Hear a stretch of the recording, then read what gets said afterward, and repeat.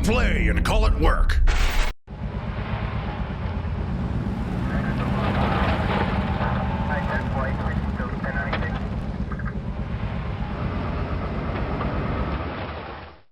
Hi there, and welcome to this week's Sit and Talk with me, Kris, aka MiniWarGaming Kris.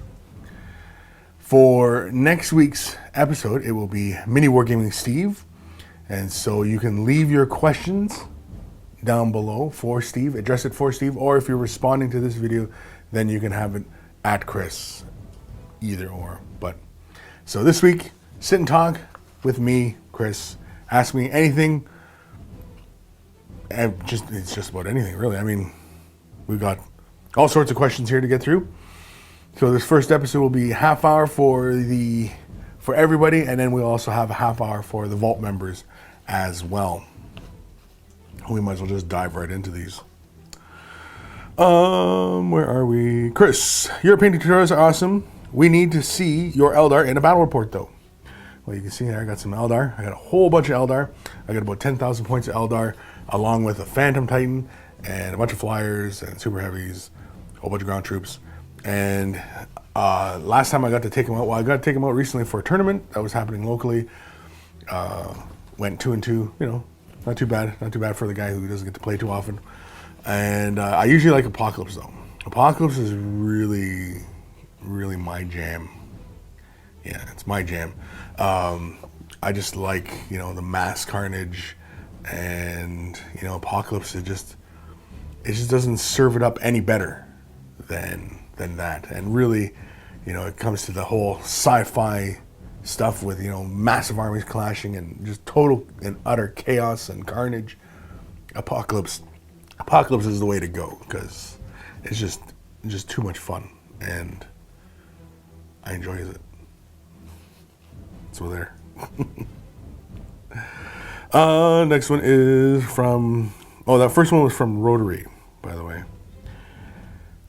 Frantic. Kris, who on the MiniWarGaming staff is easiest and most fun to prank? Also, you're a great painter. I'm addicted to all your quick tip videos, which is the main reason why I'm a Vault member. Cheers from Sweden. Who is the easiest and most fun to prank? Jeez.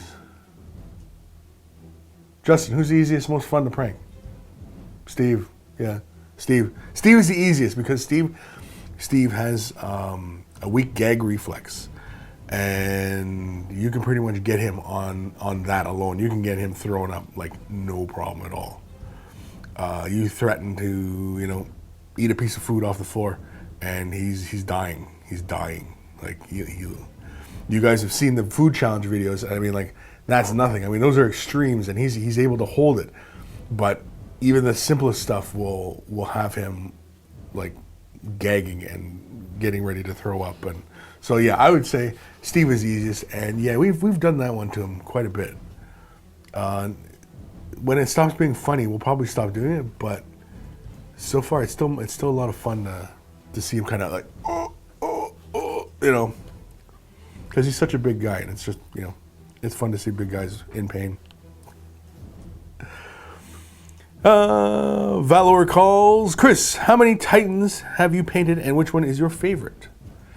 How many Titans have I painted? I think I've only ever painted one, and that's my Phantom Titan.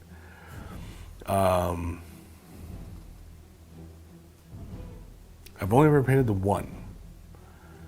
And I would really like to kind of just quickly show him right up in there. Yeah, see him up on top up there? So I've only ever painted the one. And even he is not done. He's not done, believe it or not, he's not done. There's still quite a bit of work to be done on him. And yeah, I don't really think I've done any other Titans. I don't recall. You'd think that'd be something I just, yeah, no problem, but come to think of it, no, I don't think so. So which one is my favorite, though? Which one is my favorite? Is, of course, the Eldar. The Eldar Phantom Titan is the best Titan. Sure, you get your Warlord Titan with his bazillion turbo lasers. You can get a great Gargant with a bazillion different guns. The Hero Duel, big massive monster that just tears stuff apart. but nothing is quite as elegant as an Eldar Phantom Titan. Yeah, he's only got a few weapons, but you know what? He more makes up for it in his ability to evade weapons. And you know, if your terrain is tall enough, and if you got like skinny buildings, he can hide behind skinny buildings, whereas a Warlord Titan can't. He's just too darn big. He's just, you know, he's bigger than the buildings. So, an Eldar Phantom Titan, who's the equivalent of a Warlord Titan, and you know, we played at Apocalypticons, and my Phantom Titan has always done well against other Titans, and mainly because the Eldar Hollow Field is really why. Because even Destroyer hits, he's got a chance against saving against. Back when Destroyer hits, you know, we're just a straight up, you know, penetration. Now Destroyer can fail on its own, even, you know, even without shields or anything like that. Where are we? Leviathan. Kris, what, in your opinion, is the best way to get past Painter's Block when you have a whole bunch of models to finish and you just can't bring yourself to keep going? Love the quick tips, by the way. Thanks. Getting past Painter's Block, that is a tough one. And really, I think what it is, you know, it's like, it's not stopping. It's not stopping doing what you're doing. So if you're kind of in an assembly kind of mode, keep assembling. Don't let the thought of, okay, well, I got to get painting of this or that, you know. And then when you come to painting, don't stop, you know, doing all the base coating and you think, I ought to do all these highlights. Let's just keep base coating. Let's just keep base coating. Let's keep base coating. And it's just kind of keep working at it. Now, if you've already stopped for a while and, you know, it's kind of hard to get the gears going to get back into, you know, painting mode, often it's read a book, watch a movie, listen to some music, something that inspires you again. You know, you kind of have to go back to your roots, really, as far as you know, reinvigorating your spirit, as it will. For myself, recently, I've gotten back into assembling model kits. I've been doing like Star Wars kits, you know, from Bandai.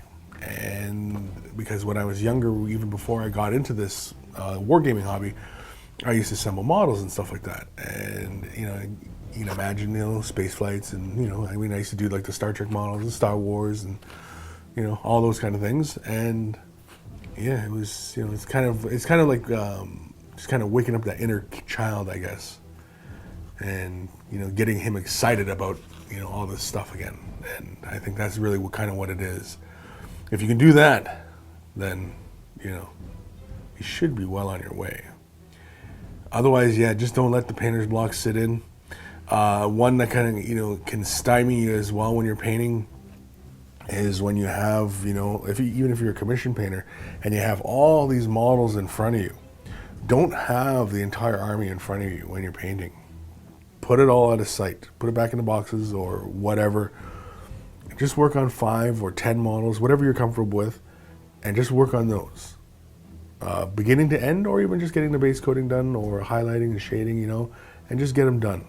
And then go on to another thing. And another one I used to do is like, I used to do 5 Marines, and then I do like the Rhino, and then I do like another 5, and then I do jet bike, and then, you know, do another 5, and I do a character. And I used to go back and forth like that all the time, and you know, you used to get through the projects pretty quickly, going about it that way. But otherwise, yeah, it's really kind of tough once the painter block kind of sets in.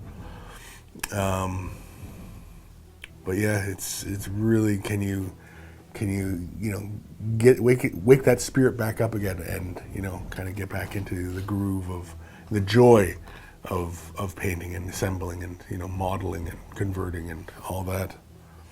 So hopefully that helps. Blind Skate 101. Kris, what brought you into wargaming? What brought me into wargaming? My love of sci-fi, really.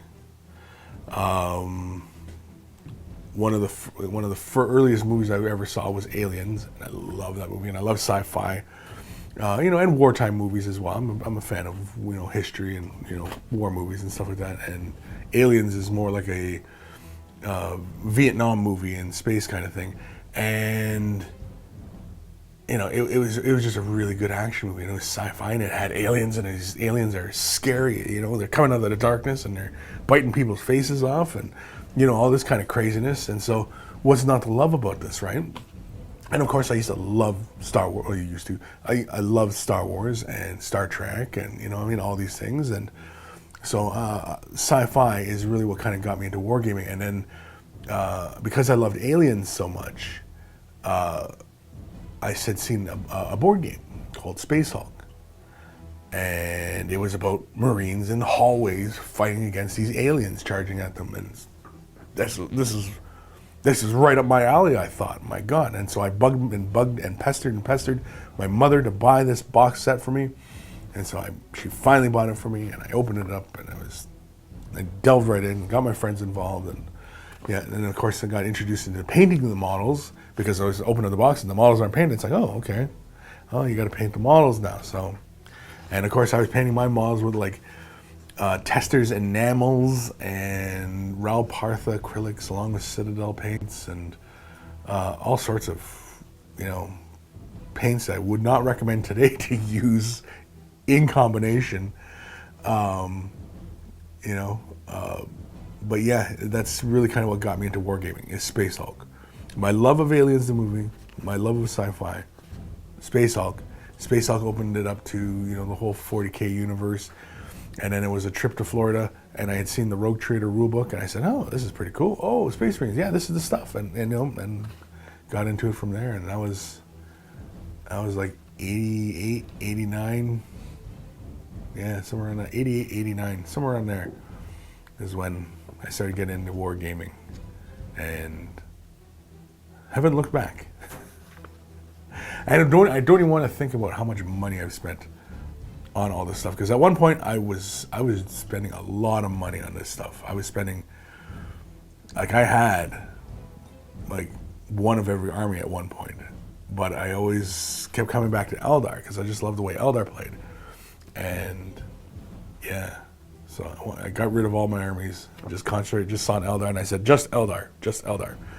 And so that's how I got enough to go and get, like the Titan and, the Forge World stuff and stuff like that. So stick-to-itiveness, that's what it is. It's a lesson in stick-to-itiveness.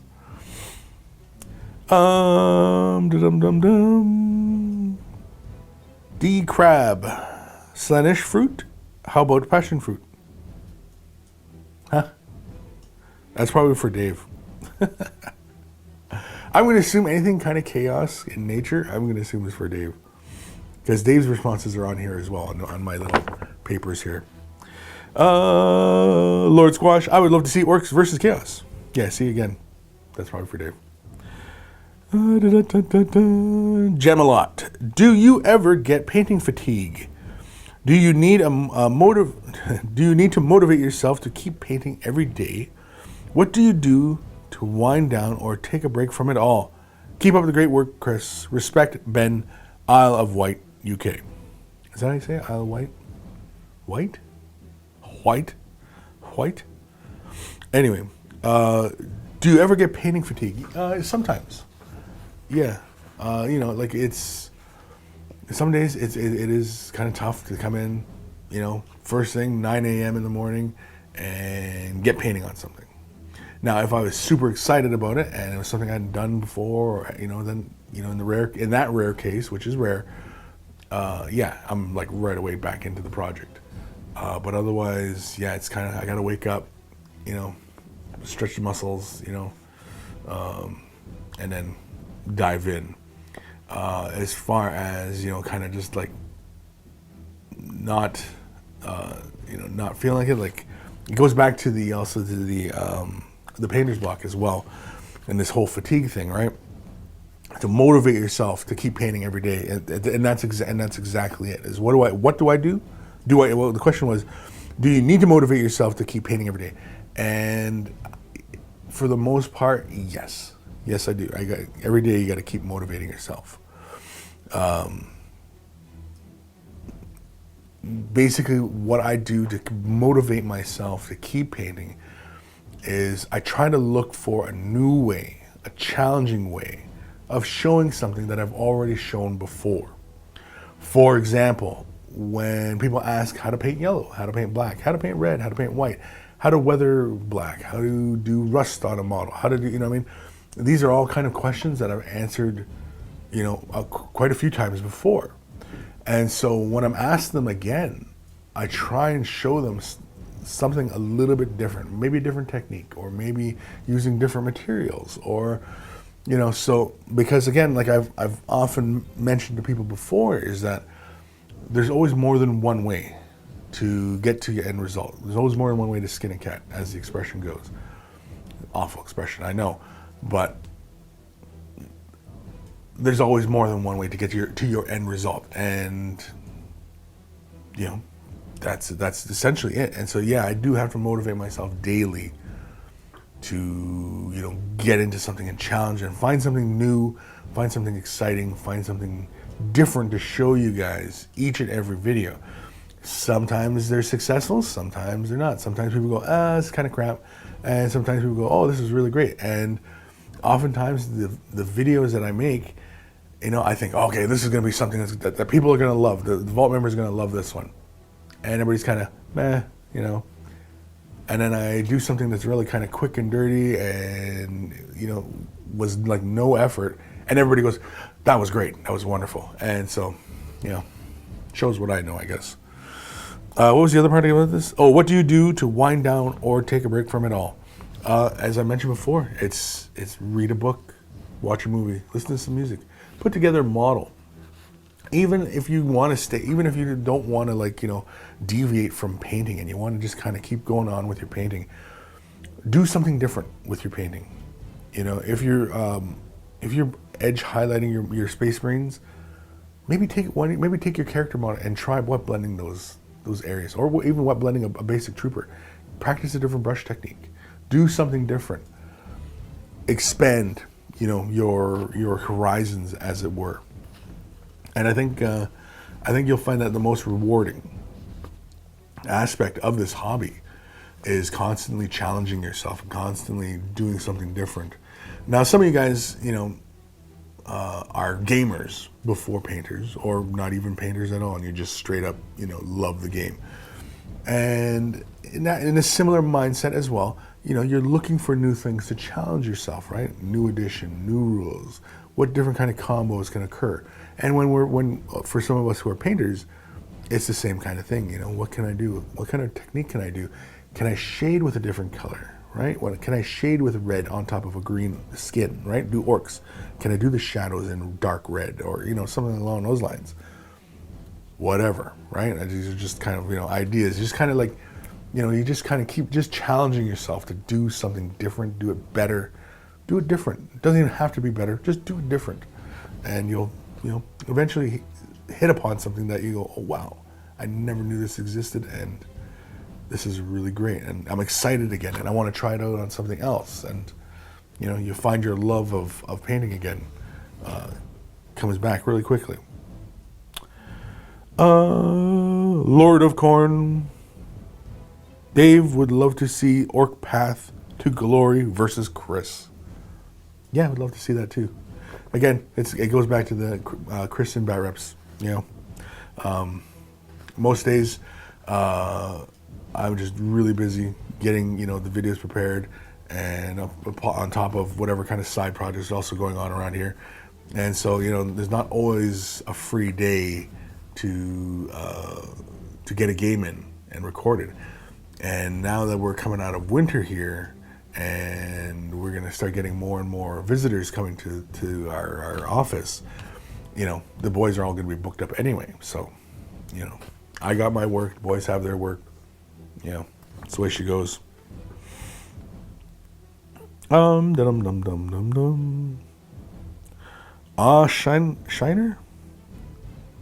Shiner? Shiner? I don't know. Gonna get these names wrong anyway. Hi, Kris. I've noticed in Warhammer Vision models where the armor, there's an E at the end of it, armor, Amour. Has a very deep color and looks like a gemstone such as jade or sapphire. Could you do a tutorial to that sort of effect? Also, could you do more tutorials on painting complete, very detailed models so we can see how the whole product comes together? Thanks for all your terrific work. Yeah, of course. The first one for doing the armor in a very deep color so that it looks like a gemstone or jade. That's a really easy one to kind of go about.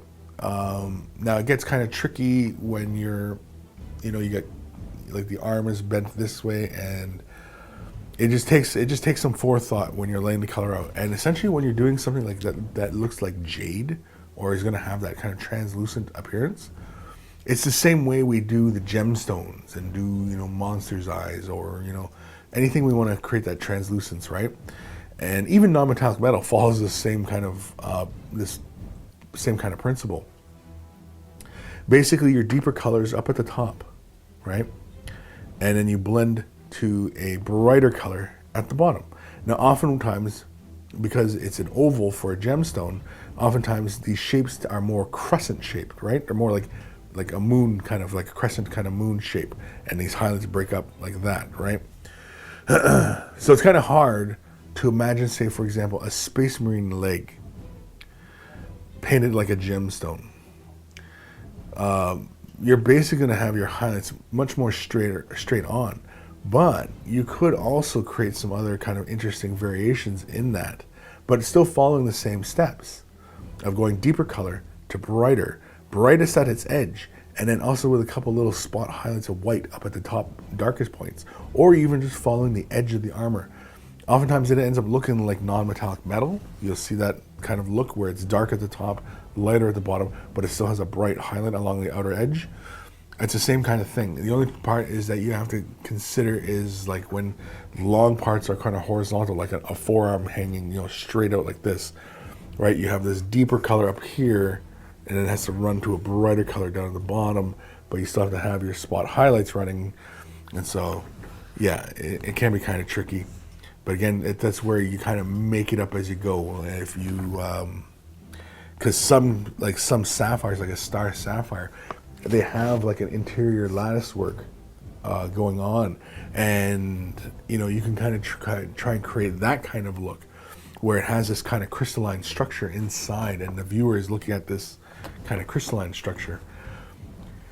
Either way, it's a lot of work to get done. It's no easy feat, and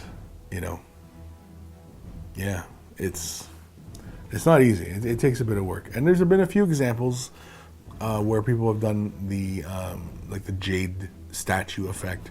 Like on top, I know like there's a lizard man model, and they did like the statue on the banner pole, and it was like this little I don't know, it's like a little Buddha shaped kind of dude, and he's painted up like jade stone, like a dark jade stone. And I thought that was really cool, and that applies fairly easily. You can probably do the same thing for like shields and swords and all sorts of stuff, right?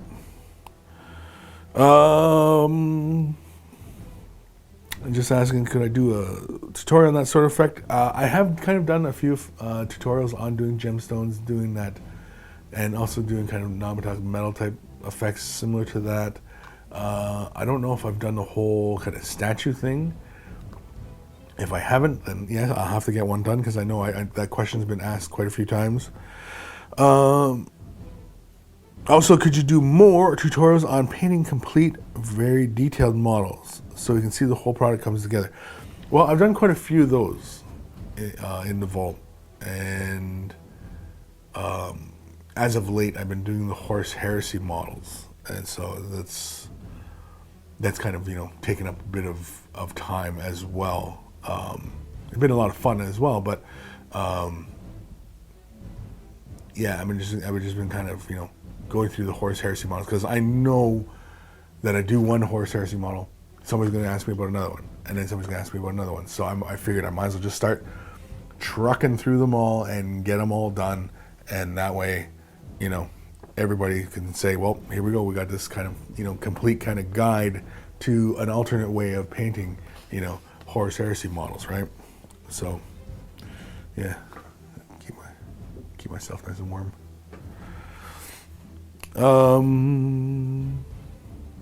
Where am I? Which time we got here? 5 minutes left. Oh my gosh. The Great Gonzo. Dave, wow, I'm so excited. Oh, should have read that a little bit more. Orpheus, Kris, as a neutral third party, who do you think is the best strategist player amongst the content producers? And then Dave, I would love to see Chaos versus Orc Path to Glory. Who do I think as a neutral third party? Well, I don't consider myself a neutral third party because I do play the games, right? And so I would have to say I'm the best strategist, but I don't play that often. So, and the question says amongst content producers. Well, I am a content producer, so I fall in that category. So I'm just gonna say I'm the best at it, even though I never play. Who's the best strategist player amongst the content producers? Well, I think it would pretty much have to go to Matt, I guess. Matt likes to follow a balance of strategy and fun. Steve, he's an excellent strategist as well, but his lists tend to turn closer to win at all costs kind of mentality. And yeah, Cork has sound tactics. He just got really bad dice rolls. Dave, I haven't spectated too many of his games, but his seems to be a lot of just straight up just charge. And Lee, I haven't played against Lee, so I have no idea how Lee's strategies are, what kind of brilliant tactician he is. But yeah, so I would probably have to go with Matt as far as the best at it. Best being balance and fun, and all of it. Of course, the only way really to find out would be to have a tournament amongst ourselves. And basically everybody plays, not just each other, but I can't remember what the heck that was called, what that system was called. When you have just a few players and, it's not the Swiss system, is it? Oh, I can't remember. Anyway, yeah, I think that's what we'd have to do. We'd have to have a MiniWarGaming producers tournament. Everybody, takes 1850 of 40K stuff. But of course, even what game are we talking about, right? I mean, we all play different games. I mean, 40K, fantasy, Star Wars, War Machine, because I like to think I'm pretty good at War Machine. I like to think. I don't know. Yeah, so.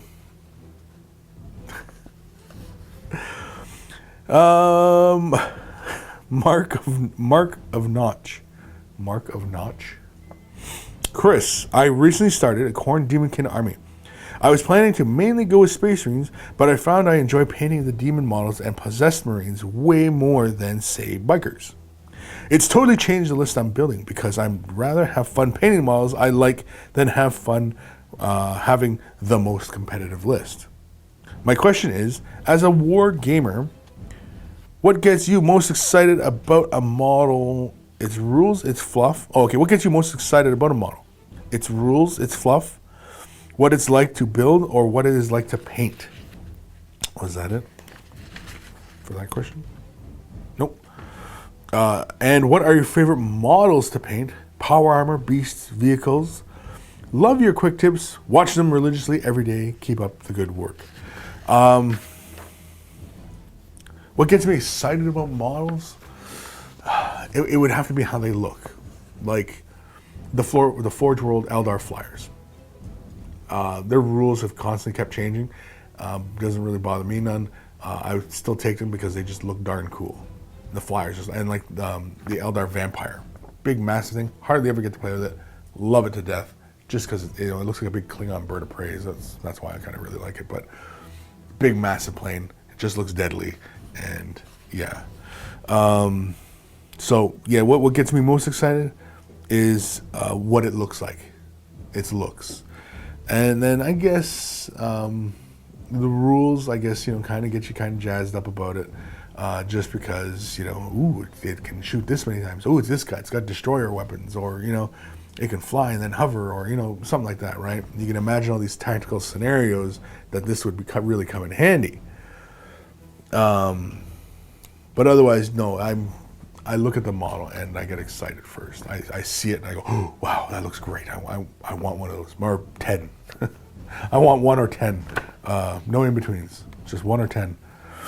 And yeah, so not the fluff. I mean, the fluff is kind of cool, but what it's like to build. Ooh, what it's like to build is also another kind of question, because the Forge World planes, they're really easy. Like the bombers, super easy to put together. You have the one hull and you put the fins on, and you're done. You're ready to go. It's like one of the easiest kits out there. What is my favorite models to paint? Like favorite kind of models, I guess, is like power armor, beast, vehicles. Geez. I don't know, whatever just looks exciting. I like vehicles because you get the big working surface, but again, there's a lot of work involved because you're painting way more surface, right? Beasts, dragons and monsters and stuff like that, I really like because, again, gives you a different opportunity to do something, right? And then, of course, regular powered armor kind of guys, or Eldar, stuff like that. Again, yeah. So I really don't have a favorite, and I don't have one I don't like. I've been asked that one as well. A model kind of model I don't like to paint, and yeah, that's a hard one because there's just so many now, and it's not even outside of like Games Workshop's collection of models. You got so many from Privateer Press and things like that. Now, okay, well, speaking of Privateer Press, okay, models that I don't care for are the models that are difficult to put together, or it doesn't seem like there was very much thought into how the parts were to fit together. And some of the earlier Privateer Press kits, and even some of the really early Games Workshop kits, were kind of like that, where parts weren't aligned properly. And I don't know if that was way it was cast in the pewter, or what have you, but yeah. Or another one that kind of bugs me too is if the instructions are not very clear either. It's like, wait, what? But I don't speak Japanese, but I've been putting together Bandai kits, and I can still follow along the directions. So, and the instructions are in Japanese. So, just looking at the pictures on how things go together, you figure it out quite quickly. And so you have to have bad instructions, even if your diagrams look like, garbage, and you can't put your model together because all the instructions are crap. Yeah. So that is going to cover our free half hour here for everybody in MiniWarGaming. I'm going to be doing another sit and talk for the Vault members. Give them another 30 minutes or so, maybe a little bit more, just because they're Vault members, because we love our Vault members so much.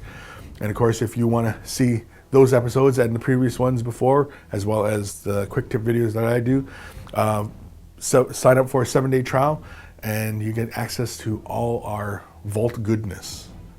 And it is goodness. It's all quite good. In